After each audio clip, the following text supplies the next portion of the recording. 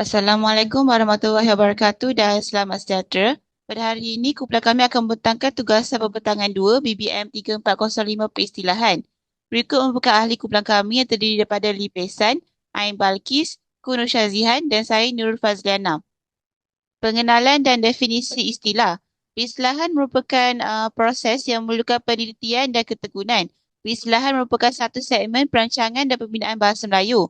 Organisasi yang dimandatkan untuk membentuk istilah adalah Dewan Bahasa dan Pustaka DBP dan juga Majlis Bahasa Brunei, Indonesia, Malaysia, MABIM. Menurut Abdul Hassan 2006, peristilahan merujuk kepada usaha baharu untuk membentuk perkataan bagi mengungkapkan konsep, idea, proses dan nama bagi sesuatu yang belum wujud dalam bahasa Melayu. Istilah juga merupakan kata atau frasa yang digunakan dalam sebuah bahasa, disiplin ilmu atau bidang tertentu untuk merujuk kepada konsep, idea atau objek yang memiliki maksud yang khusus. Istilah juga sering digunakan secara berterusan dan memiliki makna yang disepakati oleh para ahli atau orang yang terlibat dalam bidang tersebut. Terima kasih, Faz. Seterusnya, saya akan membentang bahagian pembentukan istilah dan kata pinjaman bahasa asing, khususnya bahasa Inggeris. Antara beberapa istilah pilih adalah penyelidikan, research, ekosistem, insurans hayat, life insurance, komputer, jutawan, millionaire. Baiklah, untuk slide ini, macam tadi kata, research dalam bahasa Inggeris, dalam bahasa Melayu adalah diterjemah sebagai penyelidikan dan proses dia telah melalui proses penerjemahan. Keduanya, ekosistem sebagai ekosistem telah melalui proses penyerapan. Life insurance, insurans hayat telah melalui proses gabungan penerjemahan dan penyerapan. Komputer sebagai komputer dalam bahasa Melayu telah melalui proses penyerapan dan penyesuaian ejaan. Sama juga untuk istilah millionaire dalam bahasa Inggeris sebagai millionaire, dalam bahasa Melayu disesuaikan dan diterapkan sebagai jutawan telah melalui proses penyerapan dan penyesuaian ejaan. Nombor 1, penyelidikan atau dikenali research dalam bahasa Inggeris menurut Kamus Dewan edisi keempat 2015. Penyelidikan merujuk kepada perbuatan menyelidik atau pemeriksaan terhadap sesuatu perkara. Istilah yang diterjemah daripada research dalam bahasa Inggeris kepada bahasa Melayu penyelidikan ini mempunyai golongan kata yang sama, iaitu frasa nama. Kedua, ekosistem sebagai ekosistem menurut Kamus Dewan edisi keempat 2015, ekosistem bermaksud sistem yang melibatkan interaksi antara suatu komuniti seperti haiwan, tumbuhan dan sebagainya dengan alam persekitaran yang tidak bernyawa. Istilah ini telah mengalami proses penyerapan di mana imbuhan yang diserap secara keseluruhan bersama dengan istilahnya dan disesuai dengan ejaan imbuhan eco dalam bahasa Inggeris kepada eco yang dieja dengan K dan bentuk istilah ekosistem dalam bahasa Melayu. Ketiga, insurans hayat atau life insurance menurut Kamus Dewan edisi keempat 2015, insurans merujuk kepada perjanjian tanggungan yang dibuat oleh sesebuah syarikat untuk mengganti kerugian dan bayaran premium tertentu, manakala hayat bermaksud bernyawa. Istilah ini telah mengalami gabungan penerjemahan dan penyerapan di mana istilah bahasa Melayu dapat dibentuk dengan cara menterjemahkan dan menyerap istilah asing sekaligus, iaitu insurans dalam bahasa Inggeris sebagai bahasa sumber kepada insurans dalam bahasa Melayu. Akhirnya bentuklah istilah insurans hayat. Next. Seterusnya, istilah komputer dalam bahasa Melayu dieja K, dalam bahasa Inggeris dieja C. Menurut Kamus Dewan edisi keempat 2015, komputer bermaksud alat elektronik yang menyimpan maklumat pada cakra atau pintu bermagnet, menganalisisnya dan mengeluar maklumat selanjutnya apabila diperlukan. Istilah ini telah mengalami proses penyerapan dengan penyesuaian ejaan, di mana istilah tersebut telah diserap daripada bahasa sumbernya, iaitu bahasa Inggeris, dengan mengubahkan ejaan menurut peraturan penyesuaian huruf, iaitu C kepada K daripada bahasa Inggeris kepada bahasa Melayu. Akhirnya, istilah jutawan daripada millionaire diubah sesuai ejaan dan juga penyerapannya menjadi jutawan dalam bahasa Melayu. Istilah ini melalui proses penyerapan dan penyesuaian ejaan yang menerapkan imbuhan yang asing telah diterima sebagai imbuhan bahasa Melayu, iaitu wan, dan terbentuk istilah jutawan. Sekian. Okay, terima kasih Faisal. Sekarang saya akan menjelaskan pembentukan istilah dan kata pinjaman iaitu dalam bahasa Sanskrit. Yang pertama ialah Bayu, Dosa, Guru, Surya dan Dewa. Okey, bagi perkataan Bayu dalam bahasa Sanskrit yang ditukar menjadi Bayu dalam bahasa Melayu, Bayu ditukar menjadi Bayu dengan perkataan huruf B menjadi B melalui proses penyerapan dengan penyesuaian ejaan. Dosa dan dosa masih dikekalkan ejaan melalui proses penyerapan tanpa penyesuaian ejaan. Guru dan dalam bahasa Melayu masih juga guru. Kerana proses ini berlaku tanpa penyesuaian ejaan. Surya dan dalam bahasa Melayu menjadi Surya. Surya ditukar menjadi pergantian huruf Y menjadi I melalui proses penyerapan dan penyesuaian ejaan. Manakala Dewa menjadi Dewa melalui pergantian huruf V menjadi W melalui penyerapan dengan penyesuaian ejaan. Okey, bagi Bayu, berdasarkan Kamus Dewa Perdana, Bayu merupakan sebuah kata pinjaman Sanskrit yang membawa maksud angin yang bertiup perlahan dan lembut. Terdapat makna lain yang merangkumi aspek ketuhanan yang dapat dijejak, iaitu God of the Wind and Wind as a kind of demon producing madness, yang membawa maksud Tuhan angin, dan angin ialah sejenis syaitan yang menyebabkan kegilaan. Namun kata Bayu telah mengalami penyempitan makna, iaitu hanya merujuk pada angin yang bertiup perlahan dan lembut. Yang kedua ialah dosa. Menurut Kamus Dewa Perdana, mencatatkan kata dosa merupakan kata pinjaman daripada bahasa Sanskrit yang bermaksud perbuatan atau kelakuan yang melanggar hukum Tuhan atau agama seperti berzina, mencuri atau membunuh, dan makna kedua bermaksud perbuatan atau kelakuan yang dianggap menyalahi atau bertentangan dengan adat, pegangan moral dan sebagainya. Makna dalam bahasa Melayu hanya merujuk perbuatan yang melanggar hukum Tuhan atau agama. Penyempitan makna berlaku disebabkan oleh masyarakat Melayu tidak menggunakan makna yang terkandung dalam bahasa Sanskrit. Seterusnya ialah guru, berdasarkan Kamus Dewan yang mencatatkan guru sebagai kata yang dipinjam pada bahasa Sanskrit yang bermaksud maksud orang mengajar atau mendidik pelajar secara formal di sekolah.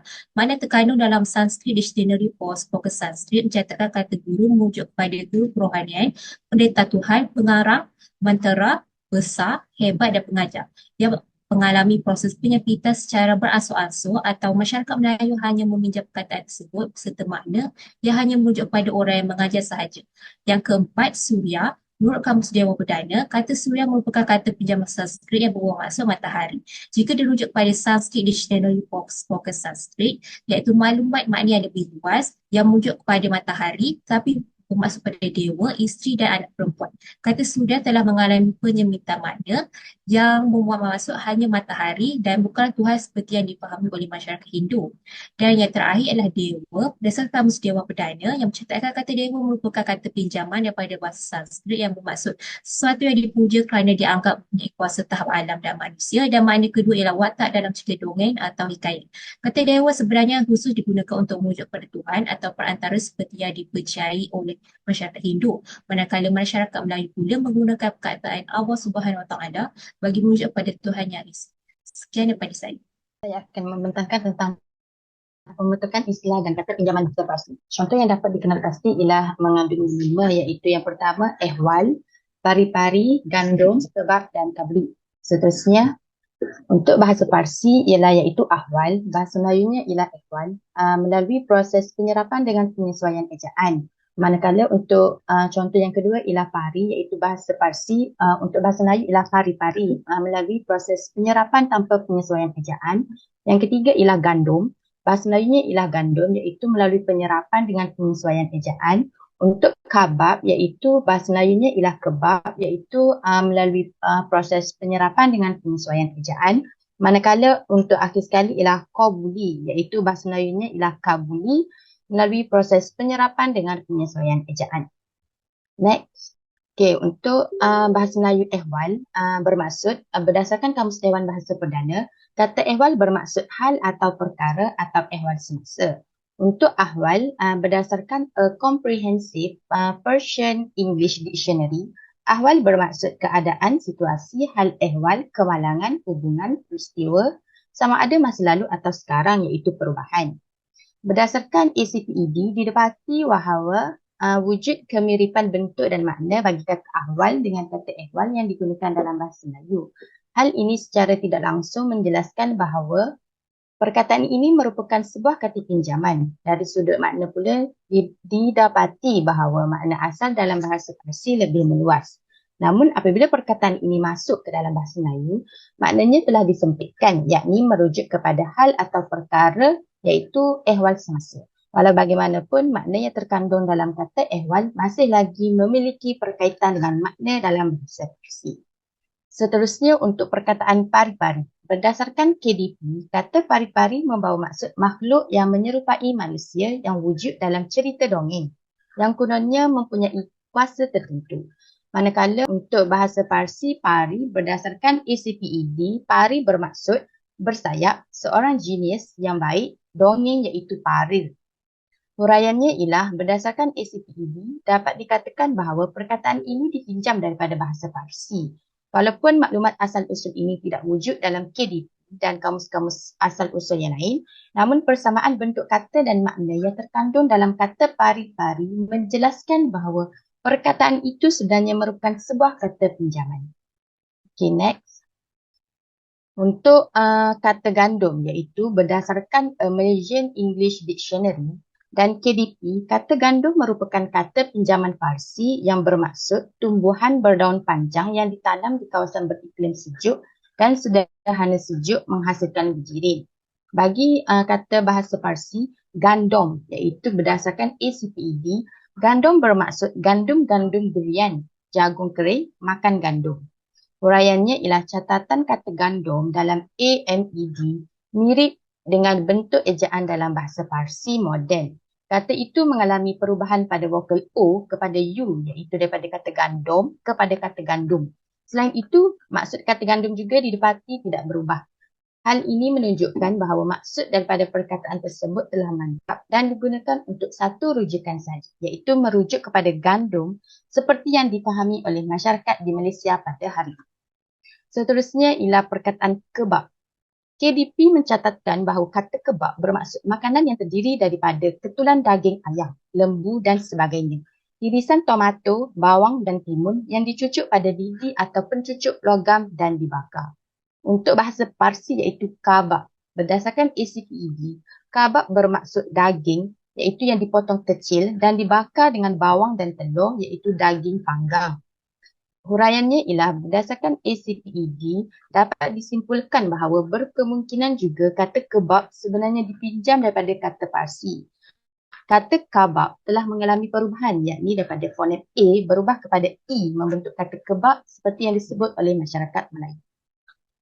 Okey, seterusnya yang akhir sekali ialah perkataan kabuli. Berdasarkan Kamus Dewan Perdana, kabuli merujuk kepada nasi yang bercampur dengan berbagai-bagai lauk dan mis daging ayam yang disiap-siap dan rempah ratus. Untuk bahasa Parsi ialah kobuli. Berdasarkan ACPED, kata kobuli bermaksud diterima sejenis makanan, nasi dan biji kekacang yang direbus bersama.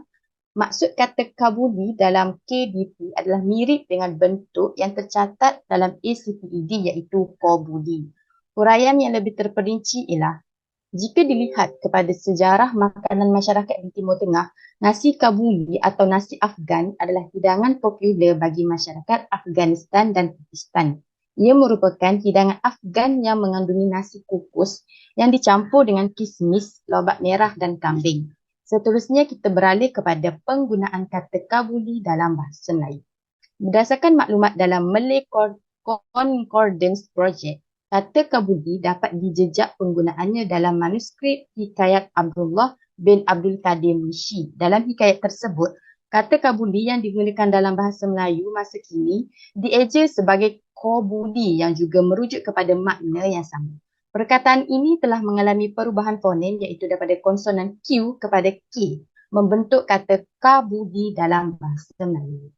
Jadi kesimpulannya, peristilahan bukan proses membentuk kata atau gabungan kata atau simbol grafik yang mengandungi sesuatu konsep yang khas dalam bahasa tertentu dan bentuknya disepakati oleh pakar bidang tertentu. Berdasarkan istilah yang diperolehi, pembentukan istilah berikut mengalami proses penterjemahan, proses penyerapan penyesuaian ejaan dan tahapan penyesuaian ejaan. Istilah berfungsi untuk menyampaikan makna dan konsep yang dikehendaki dan menjadikan bahasa Melayu semakin mudah untuk membincangkan suatu perkara atau ilmu pengetahuan. Dan melalui peristilahan juga pelbagai kosakata baru muncul, penyebaran ilmu pengetahuan, kemajuan bahasa, penyempurnaan bahasa dan sebagainya. Sekian itu sahaja dari kumpulan kami. Terima kasih.